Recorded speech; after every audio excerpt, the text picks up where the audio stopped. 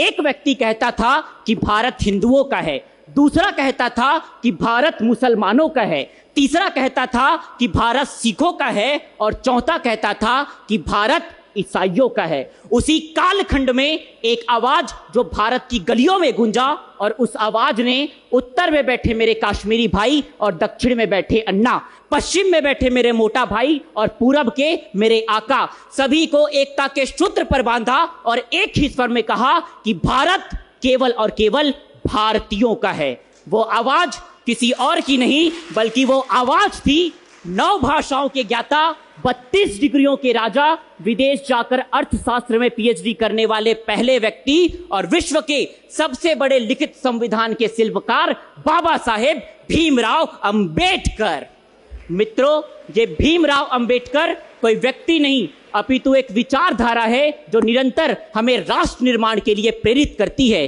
किंतु विडंबना इस देश की, आज 14 अप्रैल को हम इनकी जयंती तो मनाते हैं किंतु बचे हुए दिन इनकी मूर्तियां तोड़ने में लगाते हैं। इस देश में महापुरुषों को मालाएं पहनाई जाती है किंतु इनके विचार और आदर्श उन्हीं मालाओं के नीचे दबा दी जाती है। तब मुझे लगता है कि जब तक हम भारत के लोग अपनी धर्म अपनी जाति को श्रेष्ठ मानकर दूसरे धर्मों की अवहेलना करेंगे, जब तक इस देश का युवा इस अखंड भारत को जाति और धर्म के नाम पर खंड खंड करेगा, तब तक बाबा साहेब का सपना सपना ही रहेगा और विकसित भारत की परिकल्पना मात्र कल्पनाओं में ही सिमटकर मर जाएगी। क्योंकि मित्रों, ये भारत वो भारत नहीं जिसे विदेशी आए, लूटे और निकल गए, बल्कि ये भारत आर्यभट्ट की खोज, विवेकानंद का ज्ञान, दधीची का दान, राणा प्रताप की आन, पन्ना घाई का बलिदान और सर्वे भवन्तु सुखिना के महामंत्र से विश्व की सर्वोत्कृष्ट संस्कृति और सभ्यता का संगम है। 1/145 करोड़ भारत मैं हूं, 1/145 करोड़ भारत ये है, ये है, ये है और 1/145 करोड़ भारत वो अंतिम से अंतिम पंक्ति पर बैठा व्यक्ति है।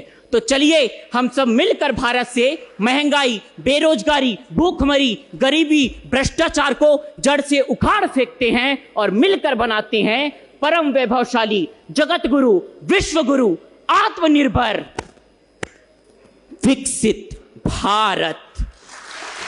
अमरैया कस्तूर छाव मां मोर संग बैठ थिरा लो, पानी पी लो मैं सागर आऊं, दुख पीरा बिसरा लो, नवा जोत लो नवा गांव पर, रास्ता नवा गढ़ाओ रे, मोर संग चलो रे, सब मिल के चलो रे। धन्यवाद, प्रणाम। बोल भारत माता की।